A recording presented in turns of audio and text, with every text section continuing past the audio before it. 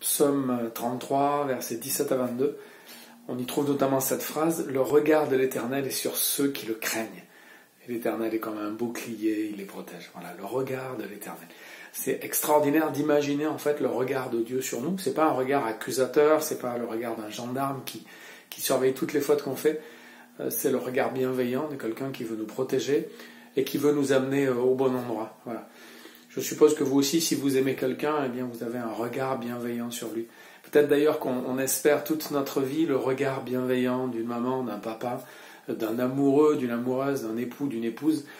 C'est ce qui change notre vie et c'est ce qui nous motive, c'est ce qui nous rend bons, c'est ce qui nous fait du bien.